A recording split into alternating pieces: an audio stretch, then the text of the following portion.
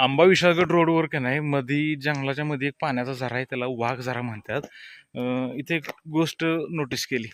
इथं आल्यानंतर ना त्या स्पॉटला आम्ही इथं गव्याचं ताजं ताजं पायाचं ठसं बघितलं. इथं सुद्धा गवा आणि त्याची फॅमिली त्यांच्या पायाचं ताजं ताजं ठसं बघितलं. म्हणजे काय आहे, हे पाणी गव्यांच्यासाठी जंगली प्राण्यांसाठी केलंय, ठीक आहे. इथं त्यांचं फक्त पायाच्या ठशाशिवाय त्यांची कुठलीच आठवण येत नाही. पण इथं अजून एक बेकार प्राणी येऊन गेलाय, त्यांचं ठस इथं दिसते.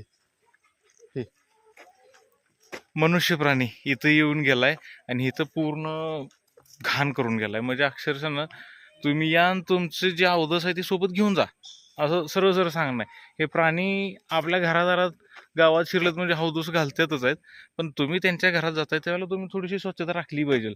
आता हे वाघ जरा पॉईंट प्राण्यांच्यासाठी एवढा चांगला आहे आणि टुरिस्ट स्पॉट म्हणून पण चांगला मेंटेन झालाय ॲक्च्युली. पण काही मंडळी येतात इथं खाऊन पिऊन गेल्यात, आता पाण्यात खरकटे टाकले. हे असणी आता एवढी कॉमन सेन्स नसेल मे बी. माझं पण हेच म्हणणं आहे, तुम्ही या बाबा तुमच्या पायाच्या ठशांशिवाय कुठली आठवण ठेवू नये. जंगली जनावर आपल्याला कुठलाही त्रास देत नाही, तर आपण त्यांच्या घरात जाऊन कशाला आगाऊपणा करा. ही सर्व गोष्ट आता इथं कोणतरी जीवन गेला आत्ताच आहे, ताजं ताजं खरकट आहे हे सगळं. किंवा कोणतरी पार्ट्या करून गेले तिथं, बाटल्या बिटल्या टाकून गेल्यात.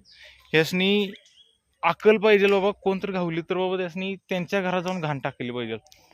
आता सरळ सांगणार बाबा, तुम्ही तुमची काय घालायची ते तिकडं घाला. इथं जंगलात येऊन कशाला तुमचं काढून घेताय, नाही का.